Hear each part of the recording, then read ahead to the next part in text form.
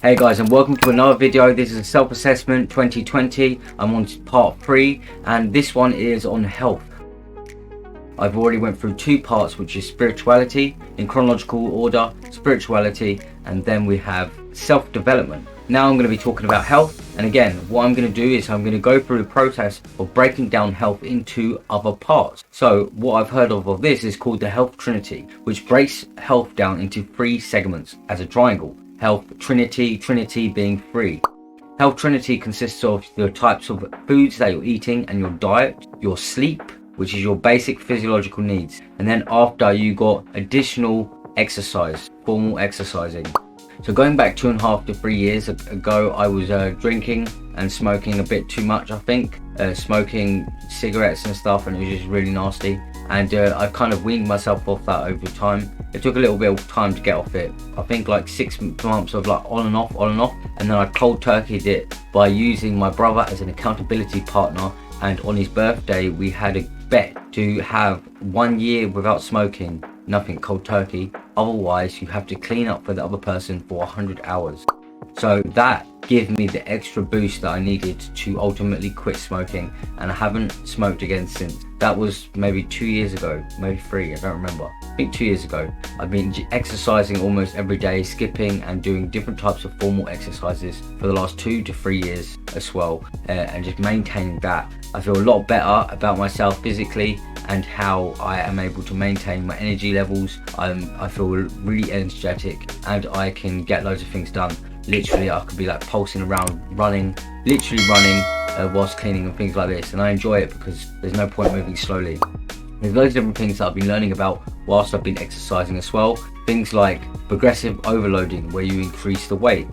Then there's also reverse pyramids. Reverse pyramids is when you start off with a heavier weight. You do a small number of reps, put your muscles under a lot of tension, and then when your energy levels drop, you can make the weight lighter and lighter until you can't do it anymore. And then what that would mean is that you're always at your peak. The muscles are under an equal amount of strain from the heavy weights and even with the lighter weights, which is really interesting.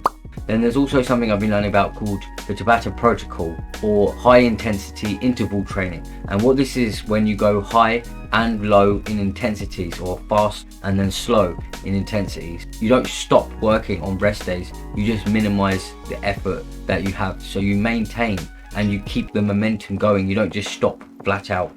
With the Tabata protocol, I have read that actually if you've done the high intensity interval training, you can actually easily double your cardiovascular responses, your ability to push oxygen around your blood in like 2 weeks or something silly like that, in contrast to if you was just to exercise regularly like normal without any strategic foresight into how you could be doing it. I do a lot of weight training, but I've been looking at calisthenics as well, where I try to use my own body weight to manipulate my position in space, or improving my mobility, because then it's more usable rather than just getting loads of muscle and not being able to pump it around my body as well. That's why it's good to get the cardio. I skip a lot, very often, and it is great. It makes you feel like your heart's going to explode, but in a good way, especially when you start getting into it, because then it gives you a sense of pride that you're actually pushing past your own points and then creating new ones. I've got a couple notes here. This one is very interesting. This talks about the average life expectancy for men and women in the UK. And I was doing these calculations to kind of estimate how much time that I've got left to live. Then I looked at the 3 top causes of death in the UK. And then I worked out what would be the simplest solution to reduce the likelihood of me catching that type of disease. And with the 80-20 Pareto's principle, you only need to do a small bit of effort in the right place, and you can dramatically reduce the risks of you dying prematurely from the statistical averages of how people are living. A load of people are obese in the country, and it doesn't mean it's okay, it just means it's become a neutral normality between loads of people. I've been looking at things like the paleo diet and stuff like this, but I'm never really interested in that. For a while I did do intermittent fasting, but I didn't really agree with that because I like food and I'm kind of like quite impulsive. I can be quite impulsive. If I want to get more shredded, I need to have another layer of discipline and put some things in place to make sure that I continue to do intermittent fasting. Also with the exercising, what I do is I normally go to the gym for 1 hour, sometimes 2 or 3, depending on if I'm wearing my watch or not. Because if I'm not wearing my watch, then I just forget what time is, and I just go in and just do what I do anyway, and then it feels really good. With the skipping, I skip like 2 to 3 miles. In the summer, I was skipping like 2 to 3 miles like almost every day with the skipping rope. It's just really good, I guess. My goals right now is just to get more shredded, and I'm basically doing some CrossFit training, because if you look at them, like a lot of CrossFit trainers, they're massive, and but in like they've got explosive strength in loads of different ways. So I've got lists of different exercises for CrossFit and things like this, and this is going to help me to get this type of physique or this type of athleticism. So I was looking at concentric and eccentric types of exercises, which is basically when your arm moves in. Concentric and eccentric is when it goes out, and this is different types of exercises. But then you also got isometric, and isometric is when it's static exercising. And I have read as well that if you can hold static poses for like 5 seconds, it massively increases your ability to reach like hypertrophy, or like to be able to actually grow, because of your time under tension. The time in which your muscles are under tension is longer because you're static, rather than moving back and forth with like split seconds in between. There's something I was learning about called palumpilism. I'm probably pronouncing it wrong, but with this palumpilism, coined by Palumpo, it was basically when he had an enlarged gut. And you see loads of bodybuilders with this, and this is because they say because of growth hormones and things like this. I'm not taking any steroids, but I think I've got like a little bit of one of them guts. And if you look at what steroids does, it's a growth hormone, and it grows muscles, but it also grows organs. So I think maybe, and it's because of the production of testosterone and stuff, so maybe there's that. But then also, one way I've been researching about how you can combat and that is something called stomach vacuum. And what this basically is you breathe in as much as you can, and as you breathe out, you suck in all your belly, and you just hold it in its tightest, smallest pose. And then what that's doing is it's going to strengthen all the inlaying muscle around your stomach, which is quite important and often overlooked. I was looking at different types of sleep cycles. Sleep is very important, and I've made it my mission to kind of try and regulate my sleep more effectively. For a time I was going to bed at 10 and then waking up at 6, but with my current posting schedule for what I'm trying to do, it is unrealistic, and I need to kind of just keep going through as much as I can. So now at this moment I'm sleeping just when I'm sleeping, which is not ideal in any way, shape or form. I like to take protein powder. No, I like to take pre-workout when I go to the gym, which is good. I've tried some different flavors, but it's always pretty cool. And I drink a lot of water. I put water everywhere around the room just so I can always be reminded to drink more water. And even I don't think it's enough right now.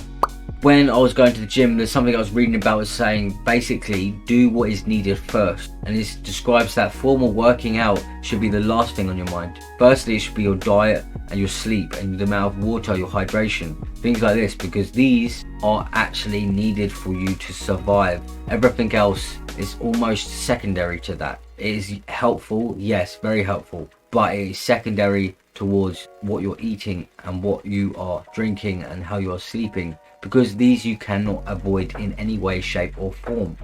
And aerobic exercises, just jump around a bit, it's always great. I was learning about DOMS, which means delayed onset muscle soreness, and how you can combat that would be like things like Epsom salt. You can put this in the bath, and then also there's the things where like you got those tubes, the foam rollers, and you roll on them to release muscles and things like this. It's taken some time, and I was going to the gym for a year and a bit, but now I do stretch regularly every day, and it's been going like this for the last 6 months or so.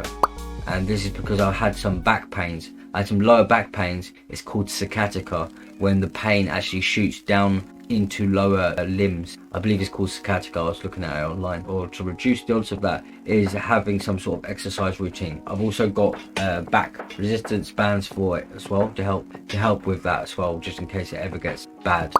Also been playing around doing loads of boxing. Boxing is great. Not actually just boxing, but I mean like just punching pads is great, because it uses so much energy and you get to let out loads of energy, and it feels great. It's a big difference between flexibility and mobility. Flexibility is when you are able to move joints and muscles past a certain range of motion. Mobility is when you're able to move it past a range of motion with power, with strength, with control. Visceral fat is the fat that goes and wraps around organs. So you get fat that goes on the surface level fat, and then after it turns into visceral fat because it's trying to wrap itself, trying to store energy in other places it probably shouldn't be. Active release therapy is when you hold someone in different positions to try and actively release different tensions and muscles. Hot and cold contrast therapy is when you alternate between hot and cold showers, and this is supposed to give shocks to your central nervous system as well, and its benefit makes you more awake and more alert, and then the hot loosens up different muscles and stuff like this. Read notes on good weight loss tips, such as if you have like a broccoli soup before your meals, it will fill up your belly with water, but then also with the nutrition of the broccoli, leaving less room for you to be snacking on other things like this.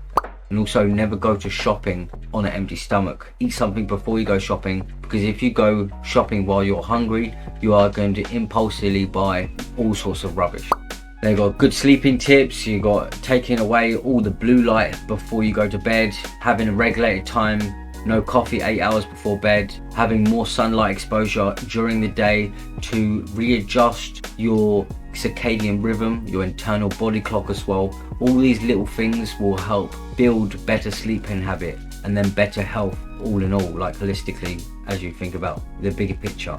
So I say yes, my health is getting really good. Exercising, I exercise every day for about an hour. I feel great about it. I exercise maybe a little bit too much in the sense that I'm leaving less time to do other things. I'm not saying that I can't handle the amount of gym that I'm going to, because I could probably do 3 to 4 times more with ease right now. My eating is relatively good, but I'm actually eating way too much chocolate, and it's just something that's kind of uncontrollable. There's bad habit rather than anything else, although I'm eating more vegetables and things like this, which is always good. And the sleeping, I already said before, it's all up in the air, but hopefully I get that back on track pretty soon. I am literally just about to go to the gym right now after recording this, so I take your care soon, and we'll see you for the next one. Press the like and subscribe button for more future content. Take care, people.